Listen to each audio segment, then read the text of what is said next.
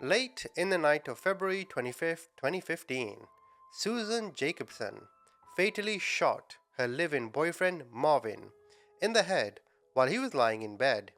Susan then tried to clean up the scene, wrapped Marvin's body in a tarp, and moved it to a nearby window. Susan disposed of the bloody bedsheets and buried the gun before reporting the shooting to police 2 days later. At the time, Susan was 9 months pregnant with Marvin's child. Now, in today's video, it's a little different. I have all the crime scene photos and I'm going to go through them with you. Let me give you some information about the case and then I'll walk you through them. Now, when a deputy sheriff later interviewed Susan, she claimed she took his life in self-defense. Susan said Marvin had been angry with her for a few days, and on the night of the shooting, he woke her up and abused her in the stomach. Susan said Marvin yelled that he was sick of her and did not want the baby. Susan said she left the bed, grabbed the gun, and shot Marvin. She believed whoever got the gun first was going to be saved. Susan said Marvin had abused her in the stomach during her prior pregnancy as well. The state charged Susan with 1 count of first-degree murder and 3 counts of tampering with physical evidence. A few days after her arrest, Susan gave birth to her second child. The children were then taken into state custody and the state sought to sever her parental rights. A psychiatrist, Dr. Chris Linsky, and a psychologist, Dr. Patricia Rose, evaluated Susan for the purposes of severance hearing and diagnosed her with PTSD. Now, before I get into the crime scene photos, it's important to note that the doctors did not consider any physical evidence or conflicting evidence regarding abuse by the victim.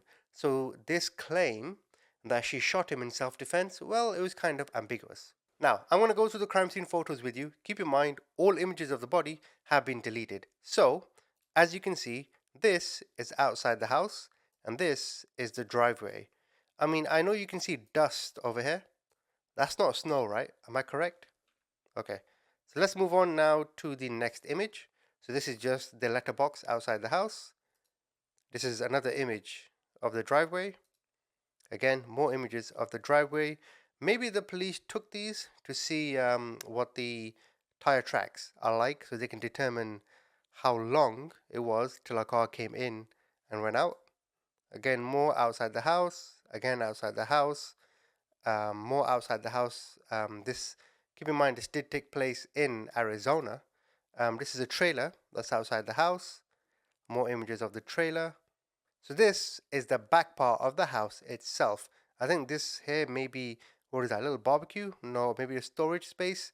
A cylinder tanks here, maybe for a gas fire or something. So now, as you can see, you have the front of the house. Is this a lawnmower? If one of you can confirm it for me. This is the entrance of either the house or maybe the basement. This is the back of their truck. This is inside the truck.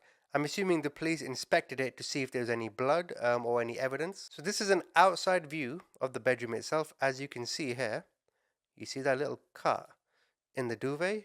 Perhaps the police were thinking, or they were just showing a different angle of a scuffle that took place, and maybe one of the results of the scuffle was this tear in the duvet.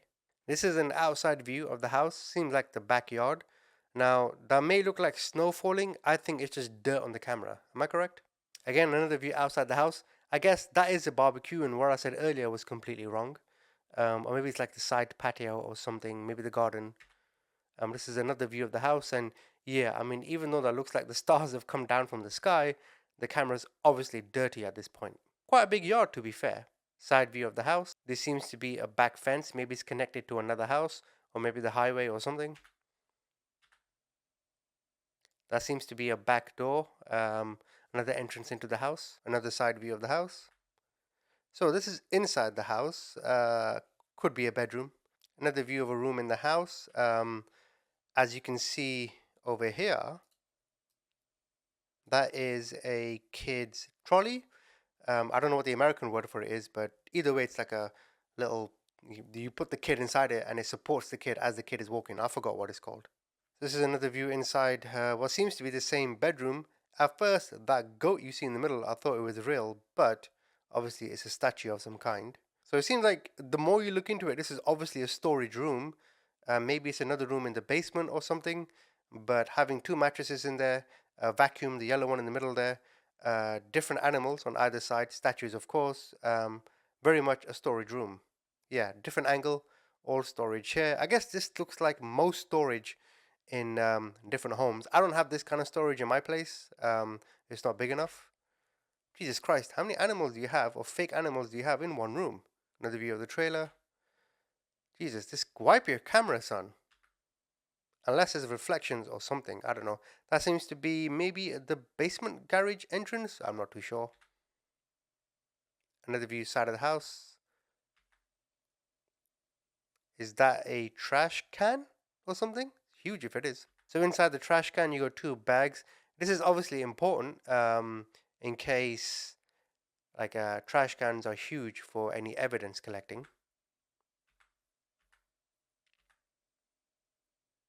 Side view of the house. So this is the front door, it seems like. And this is seems to be the main living room. Again, more what's that, a reindeer on the wall and a fake bear or whatever. I know nothing about animals, so forgive me if I'm butchering this. But these people love fake animals, huh? So this is another view of what seems to be the living room. Of course, you can see kids' toys. There, for me, are the real victims here. I mean, may Marvin rest in peace. But now, as these kids grow up, I mean, they'll have to go through the system. Who knows um, how this will affect their lives? As you can see here, kids' toys are over here. This is obviously a couch in the living room, but there doesn't seem to be any. Like if you look on the floor here, there's no spots of red. There's no signs of like a struggle. Another view of the living room and then the kitchen connected. As you can see here, a kid's high chair. Again, more kids' clothes. Again, another fake bear. That's a medicine ball for the gym. More kids' toys. And yeah, I guess over here is the front entrance to the house. Seems to be a safe by the kids' toys and the reindeer. What again? Whatever that is, I don't know. Freaks me out. I'm not gonna lie. That seems to be an office or desk or what may have been an old office or something. Maybe if someone's working from home, they'll put their laptop on there or something. Image. Oh, so this is the entrance to the bedroom. If you look closely, let me zoom in for you. Right? If you look closely, um, see here. So from the previous picture, you had the outside camera angle of the tear inside the bed where the victim was found. So that's the living room TV. Again, it looks very, very clean, spotless. She did report the murder 2 days after, so maybe she had time to clean. Either way, if there are stains or any kind of evidence, the police would certainly find it because nobody is sophisticated enough to get rid of all of it. You know what I mean? Fingerprint or DNA or something would be found. But it seems to me, from the living room and the kitchen joined, spotless. Again, as you can see, it's completely clean. No mess on the floor, nothing. Just what seems to be a cardigan on the couch. See there, as you can see, that's the bedroom, and you see the tear in the actual bed. Maybe it's always been there, but I guess the police were investigating if the scuffle, the murder, if that tear was caused during the murder. So that's inside the bedroom. Now, I don't know if this is a shadow or if the police have redacted whatever that black thing is on top of the pink cardigan or whatever, but it's interesting nonetheless. That's a TV in the room. Wait, is that a cable and what is that? That's not an Xbox. That's cable and what, DVD player? Maybe? Who knows? So that's the bed itself. Now that blue, the blue stuff here seems like part of the top that she used to cover the body in. So this seems to be maybe the closet in the bedroom. Another closet image. That diapers on the floor with trash maybe. Again, closet in the bedroom. It's quite a small one. The mess is understandable given the space. And I guess here, right here, you have maybe spots of blood on the blanket. Huge, huge evidence there. I don't think, I mean, I'm no expert, but I don't think this happened during the actual crime itself. Another view of the bedroom. Trash can in the bedroom. Doesn't really show much, to be honest.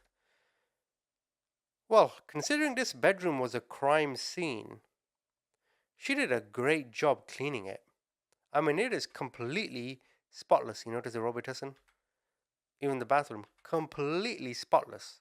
This is where the police found the body, by the way. I have the video where they go in, and you can see the body in the top, but obviously I'm not going to show that on YouTube. This is another shot of the living room. Toys for the kids, living room and kitchen. Oh, is that maybe, maybe that's some blood on the floor or something that the police found interesting. What is that exactly? Let's zoom in. Anyone figure out what that is? Could be blood. Who knows? That's the actual kitchen itself. What's that? A water? What the hell? Oh, that's that to water the plants. Fair play. I respect the system. Cabinet. That's the bathroom, laundry room, boiler room. Doesn't seem to be anything or much going on here in terms of evidence.